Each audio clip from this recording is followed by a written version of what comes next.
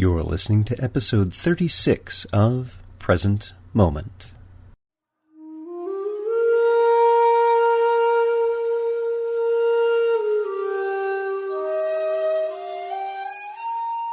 Welcome to Present Moment, Mindfulness, Practice, and Science. I'm Ted Meissner. Present Moment is a podcast with interviews, conversations, and roundtable discussions.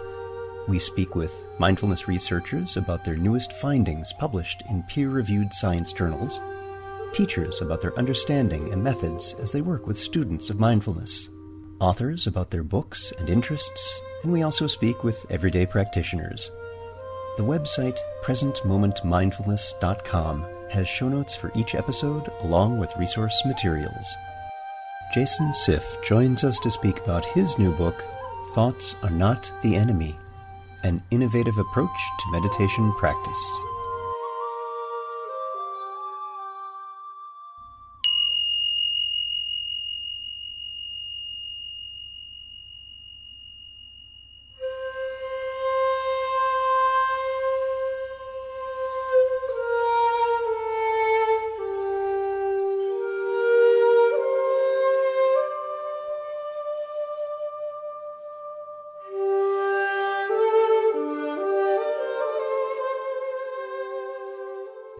One of the most common misconceptions about meditation is that as soon as you start, your thoughts will stop. Even when this misconception is clarified, there may still be the lingering goal of a perfectly still mind, with no thoughts arising to disturb the tranquility. Although that may be a state which arises over time, for many of us, thoughts remain our constant companion in contemplative practice. Eventually, with the help of good teachers like today's guest, we come to accept that thoughts really are not our enemy. They are simply part of experience in the moment. Jason Siff, a Buddhist monk in Sri Lanka in the late 1980s, has been teaching meditation in the United States since 1990. He is the founding teacher of the Skillful Meditation Project in Los Angeles. Our guest today is teacher Jason Siff. Jason, good to speak with you again. Good to speak with you, Ted. Thank you for having me. And thanks for being on this new podcast. So what I'd like to do in introducing you to this audience is have you talk a little bit about how you yourself were introduced to meditation. Well, I'll go back to how I was introduced to Vipassana meditation. I was living in Nepal. It was in the mid-'80s, and I was basically working there. And I just started to look around for meditation practice and just happened to go to a Goenka Vipassana retreat and found that that was just a very powerful experience. And so I went to several of those retreats in Nepal and India for about a year. And towards the end of that period, I felt, well, I really wanted to go further in Vipassana practice. So I left for Sri Lanka and went to a Mahasi meditation center there and practiced, became a monk, and was trained to teach while I was there. And started teaching other monks and eventually lay people. And so from there, I just kept going. And when I returned to the States in 1990, I continued to teach in Los Angeles and developed this approach to meditation, which is called recollective awareness. That's one of the things I wanted to explore with you a bit for the audience, that recollective awareness is something that you've developed, and I'm wondering if you could share a little bit about what that is and how that fits into the environment of mindfulness and contemplative practice in general. It's an awfully big question. You know I don't keep these always easy. Yeah, you don't. Let me first say that what recollective awareness meditation is essentially a form of Vipassana that addresses what I believe were some of the problems in awareness of thoughts and emotions. And that what this approach is about is essentially being able to sit with whatever comes up for you in meditation, and after the sitting to recall what you experienced and to write down your experiences, to journal them, or talk to a teacher, to, in a sense, go back over what you went through. And by doing so, that creates more familiarity with what you experience in meditation. And so when you sit again, you'll find that you'll be aware of what's going on without trying to be so aware. So it takes out a kind of force or pressure that you might find in various mindfulness practices. And also, this whole direction around recollective awareness is really to support people having a more open, unstructured form meditation and learn from their experience. Yeah, and I have to say, in my own practice, it's been very helpful to use that immediacy of recall in journaling, as you recommend, as part of recollective awareness, because that does, as you say, take away that bit of tension and push that we have when we continue the meditation, because we've been close to it and we've imprinted on it a little bit more intimately when we do it that way with the journaling. Yes. The journaling, I find, is a way to also question how you put your experience into words.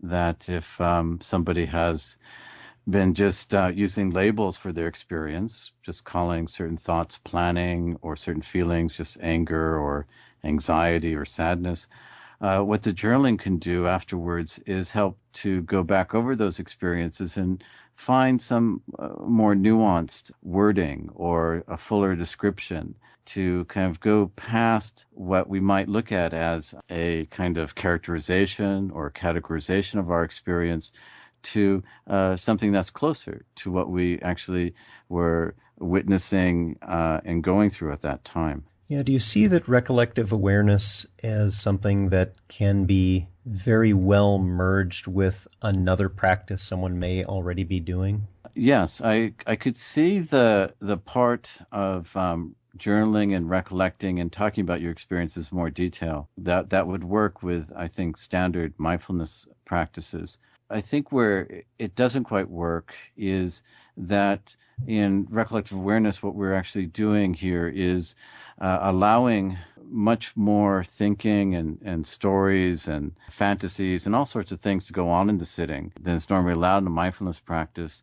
And really being able to stay with those experiences, to be more tolerant of them, to let them go on. And the recollecting of that may actually produce more interest and a capacity to explore them further. And what that does is it reduces one's aversion to certain kinds of thoughts. It also brings one, I believe, to become more engaged in their inner world as it presents itself in meditation, instead of trying to change their inner experience to match or meet up with something that's being taught in their tradition.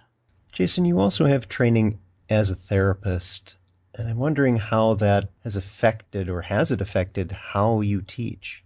I think it's affected my teaching in a variety of ways. I think one of the main ways is that I really do see that a lot of what goes on in the mind meditation may also be what goes on when someone is in therapy, and I don't see any reason why people can't experience some of the feelings and memories and stories that they would bring to a therapist within their meditation sittings. And the advantage of meditation around that is that you can keep whatever you're going through private, and you can also follow your own kind of flow or rhythm of looking at your inner experience without somebody outside of you who you're reporting to or who's asking you questions.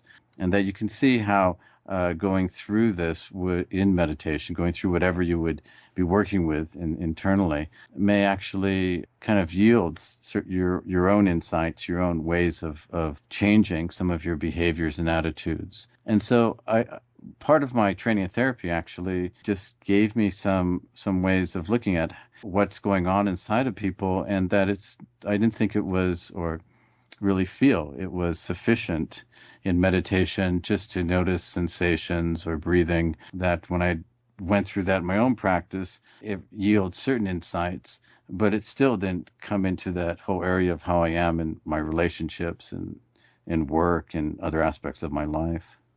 You and I have talked in the past about the value and in fact, the many important aspects to having a teacher. I was wondering if you could talk just a little bit about some of your thoughts on why that's important. Meditating is a very solitary activity. It can be isolating. To be able to talk about what's going on with you in your meditation sittings with another person who has background in it and can actually perhaps help to, for you to explore it a bit further is really beneficial. I also feel that the nature of meditation teaching has been so much in the area of giving people instructions in guided meditation, while in recollective awareness, the direction is more the teaching after the sitting and really hearing what people are going through. Because I really have found that when people get to talk about their experience in their own words, there is some kind of connection that's going on inside of them, and also with you as a teacher or a peer listening to them. Yeah, it's a tremendous opportunity for shared learning. Yes, and that's what I think we're really doing here, is we're taking away that kind of stance of an authority who knows what you're experiencing and what you should be doing and where you should get to in your meditation sittings, to an actual conversation around what happens when you meditate and the different things that you see as developing, and some of the things that you do see as not so prevalent, and that provides support for your practice. Yeah, dialoguing is such an important aspect that we often overlook in how we can get a little help and energy around our own exploration, that it's not a lonely introspection, but that there can be some dynamic energy along the way. I mean, that's the thing. I think when people are working without a teacher, they may actually feel, confused about certain things, and also as if they have to stay really close to the letter, the books they're reading, the talks they're hearing. When you have contact with another human being around your experience, you can find there's perhaps just greater openness. There's more flexibility. There's something else that's going on in that relationship. And I'm really grateful for my experience in the East around learning meditation with people who I could talk to and who would talk to me about their experiences as well. That really fostered something within my practice that I feel is really necessary. So to me, meditating is developing a human relationship, an authentic relationship with another individual. Yeah, I think you hit the nail on the head with a couple of aspects to that. That it is in relationship, and there is this authenticity of presence with it. Yeah, and some of it too. When I'm teaching, people may look at me as a teacher and be expecting, that I can read their minds, that I can give them the right instruction at this moment, that I can actually plot their course of development and predict where they'll be. To me, that's not part of this project. The real important thing is that I can listen closely to what they're saying, reference my own experience and understanding around meditation, and have a dialogue about it that's not a superficial dialogue or me trying to convince them of something or them trying to tell me something about themselves. We're really talking about our inner worlds in meditation. And when that happens, you do feel like there is a way in which the things that are happening in meditation, the whole direction of it, it really is about what's going on right now for you within your practice. It's not about a future goal or things in your past that you're trying to get rid of. To me, that's actually very supportive in one's practice. So let's start talking about your new book, Thoughts Are Not the Enemy, an Innovative Approach to Meditation Practice. Tell us about that.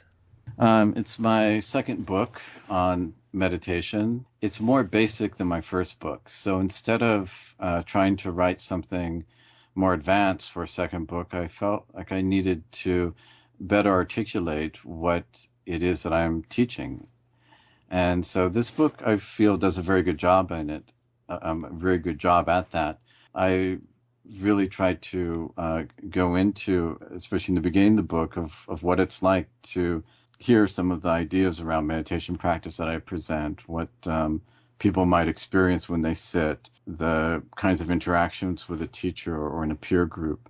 And instead of using actual material from people, from students, I instead called on my background writing novels and stories that I fictionalized it and felt that by doing so, I could cover various areas that would be, I think, just harder for me to get at if I tried to do it in a much more, say, journalistic manner. That book is, going to get people to think about sitting with their thoughts. And that's really where it begins. And it's not saying you should sit with your thoughts or you shouldn't. It's giving you different ways in which people have done it, ways in which you might be able to approach your thinking meditation, and most importantly, ways that you could probably learn from staying with your thoughts in meditation, that you can get more understanding about how your mind works.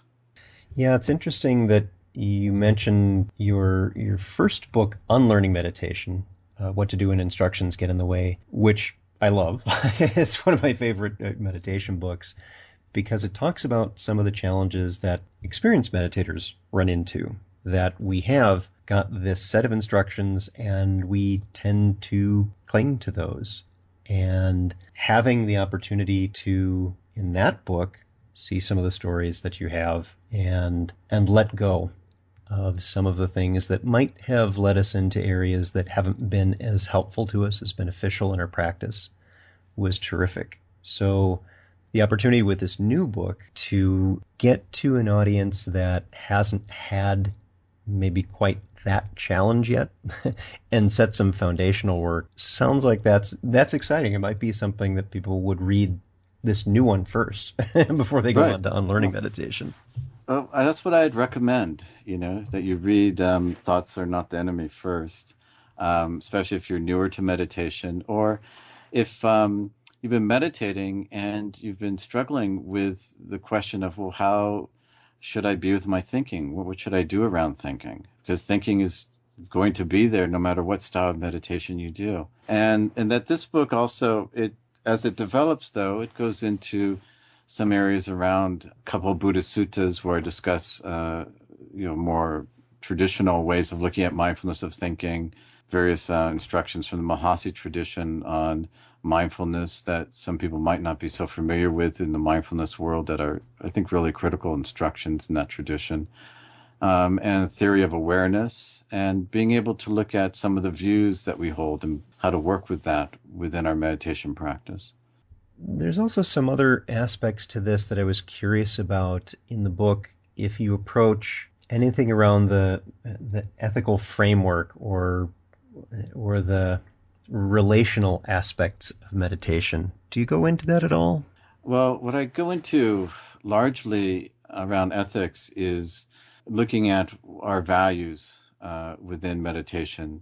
For example, whether we're we value, a certain kind of effort and trying to accomplish over gentleness and kindness, because those could be two conflicting values when we practice, or whether we value what we understand about ourselves in a relationship, in a new kind of perspective on a difficult situation, and how to really be compassionate in that situation, rather than a state of emptiness that we might experience when we're getting very tranquil. So I just want to bring those things out because basically with meditation, the value system often gets, I believe, pushed into certain areas that people might not really fully reflect on and see that maybe, I could be told I'm looking for certain kinds of experiences of meditation and that's going to change things.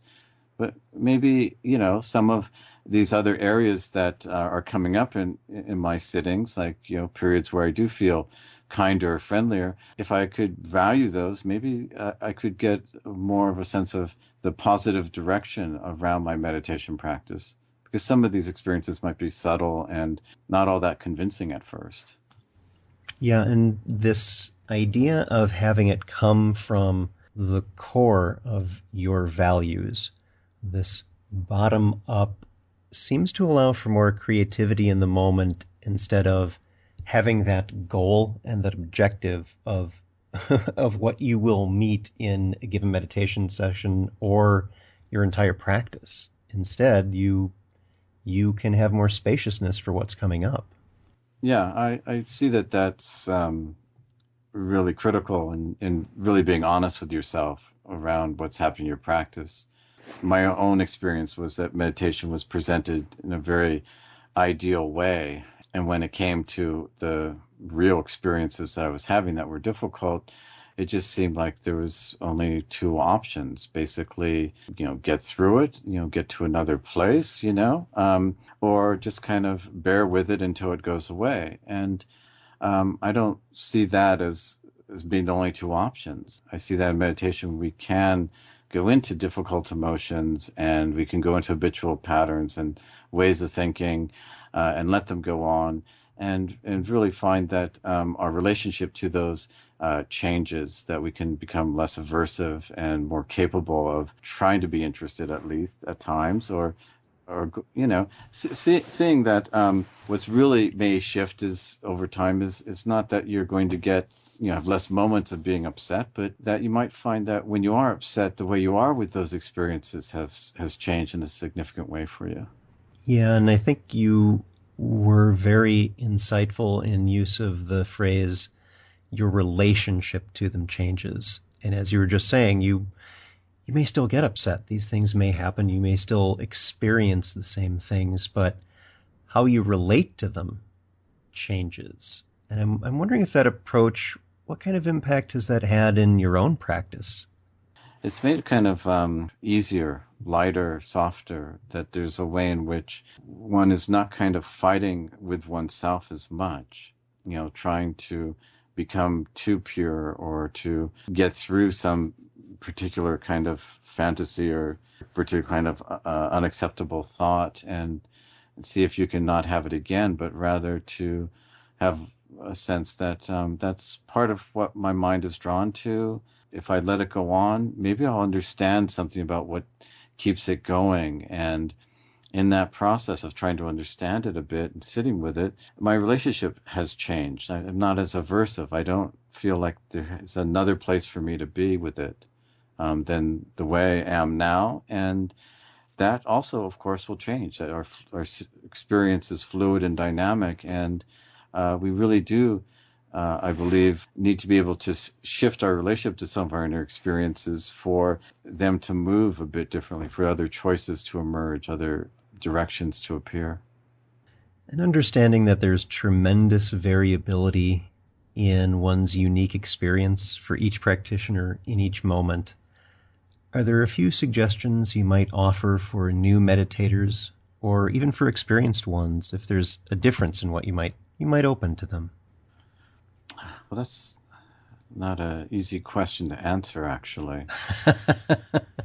But I know you can handle it. Part of it is because I really do listen to people's individual experience, just like you mentioned, and respond to what's going on with them individually rather than giving so many general instructions. So that's really where it comes to something difficult to answer. There's one thing that really does come to mind that I have repeated often is often when people will try to practice being self-compassionate or kind or gentle to themselves, they'll kind of put that up as, well, I should just always be gentle and kind. Well, that's not really possible. What is possible is that when you're being unkind to yourself, if you can be kinder to that.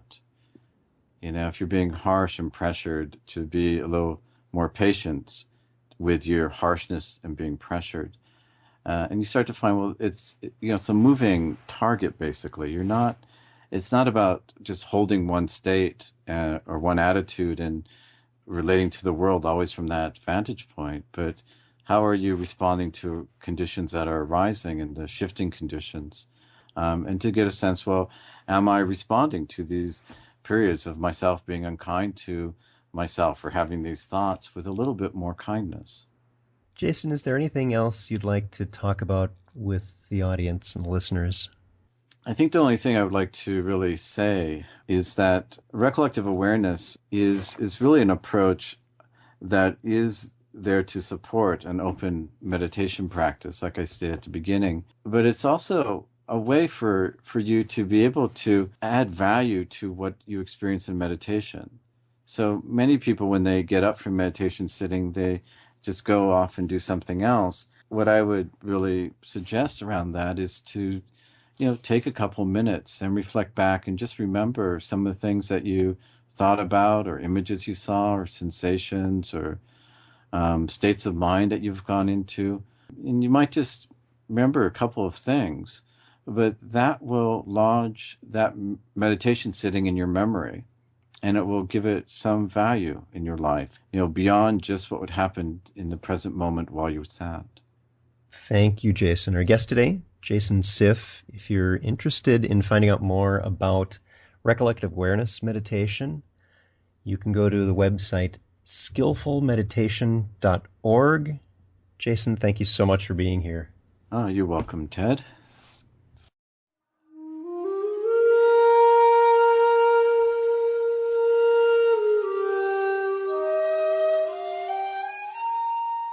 Thanks for listening. If you'd like to hear more about something you've heard in today's podcast, please come visit the website at presentmomentmindfulness.com. You'll find an entire webpage devoted to this and every episode. You can comment on the episode page and find show notes and other helpful resources for your mindfulness practice. The shakuhachi music heard on Present Moment is used by permission and through the generosity of musician Rodrigo Rodriguez. His website is linked on the Present Moment website on the About Podcast Music page. Sound editing, mixing, and mastering provided by the generosity of Anthony Dominello of StructureFromSound.com. Until next time, remember, every moment you have a choice. Make it the best you can. See you next time on Present Moment.